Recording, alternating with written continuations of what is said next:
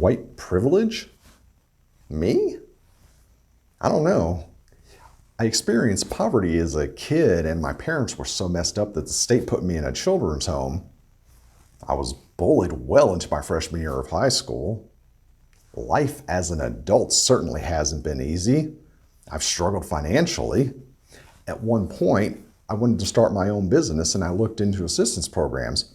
There were programs for minorities and women, but none for white men. So what is the advantage of being a pasty-skinned, middle-aged man with two forms of male pattern baldness? Where is my white privilege? I need to think.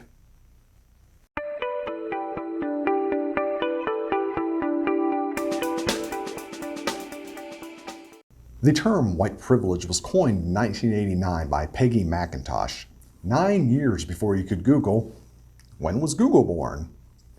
I'll be honest, when I first heard the term, the description did not apply to me. So, having resolved the matter in my head, I stopped listening.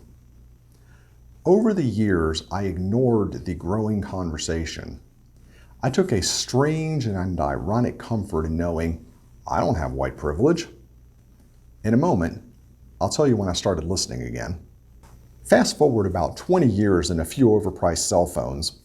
Turns out, when I heard about white privilege, I was actually hearing about class privilege. Class privilege and white privilege are not the same thing. My economic class never afforded me special privileges. From an economic perspective, I had a lot in common with my minimum wage coworkers. Whether they were Black, Hispanic, Asian, or some other race, we were all paddling leaking economic boats. So what made me start listening again? Getting pulled over.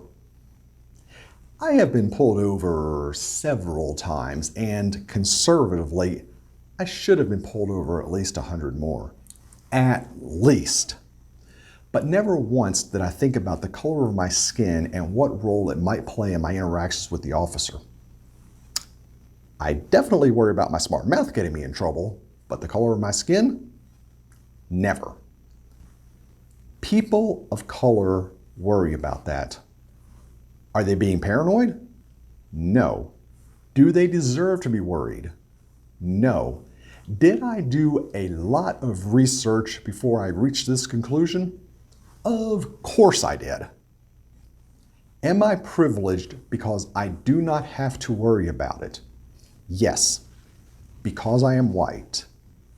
It is a white privilege. White privilege comes in many forms.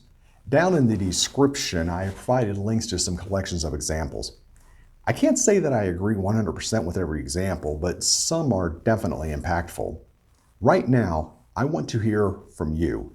If you are white and do not acknowledge the existence of white privilege, I challenge you to look at those examples. If none of them give you an aha moment, we should respectfully chat. If any of them resonate with you, tell me which ones and why. Regardless of your race, what is your experience in learning about white privilege? What is your experience in having conversations with others about it? In next Monday's episode, I'm going to continue to explore my curiosity about discriminatory policing. Be sure to subscribe and click the bell so you don't miss it. Until next time.